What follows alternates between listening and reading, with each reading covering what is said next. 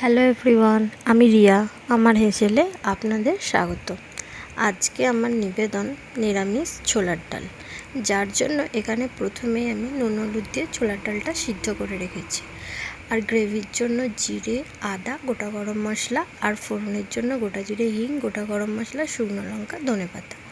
প্রথমে গ্যাসটা জ্বালিয়ে কড়াইতে তেল গরম করে ফোড়নের জন্য যে গোটা জিরে, গোটা গরম মশলা, হিং, শুকনো লঙ্কা দিয়েছিলাম সেটা দিয়ে কয়েক সেকেন্ড একটু ফ্রাই করে নিতে হবে। ফ্রাই করার পর গ্রেভির জন্য যে মশলাগুলো রেখেছিলাম সেগুলো মিক্সিতে পেস্ট করে এতে দিয়ে দিলাম। এটা দিয়ে খানিকক্ষণ একটু ফ্রাই করে নিতে হবে, যতক্ষণ না পর্যন্ত ওই বাটা মশলার কাঁচা একটা গন্ধ থাকে, সেই গন্ধটা যতক্ষণ না যাচ্ছে। যখন কাঁচা গন্ধটা যাবে তখন আমি একটু কালারের জন্য এখানে কাশ্মীরি মির্চ ব্যবহার করলাম, আপনারা চাইলে নাও করতে পারেন। এবার যতক্ষণ না তেল ছাড়ছে ততক্ষণ অপেক্ষা করতে হবে এবং এই পর্যায়ে দেখা যাচ্ছে যে আমার তেল ছেড়ে গেছে। তারপর নুন হলুদ দিয়ে সিদ্ধ করে রাখা ছোলার ডালটা আমি এখানে দিয়ে দিলাম এবং দেওয়ার পর এটাকে ভালো করে মিক্সড করে দিলাম।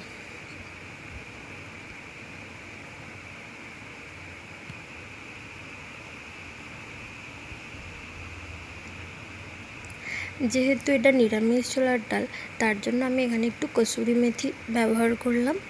কসুরি মেথিটা দিলে এর সেন্টটা খুব সুন্দর আসে।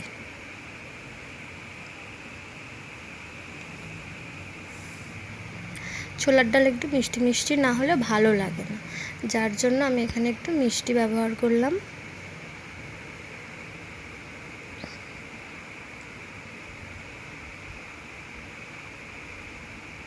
এরপর আগে থাকতে কেটে রাখা ধনেপাতা, যেটা আমরা এর মধ্যে দিয়ে দিলাম, এবং লাস্ট অ্যান্ড ফাইনাল আমরা দিলাম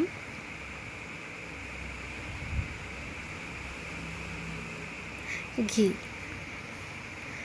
যেটা খুবই প্রয়োজনীয় ছোলার ডালে, যেহেতু এটা নিরামিষ তার জন্য। এবং ঘিটা দেওয়ার পর এতে আর জাল দেব না, গ্যাসটা সম্পূর্ণভাবে অফ করে দেব এবং নামাবার আগে একটু গরম মশলা দিয়ে দেব। ব্যাস রেডি আমাদের নিরামিষ ছোলার ডাল। Thank you.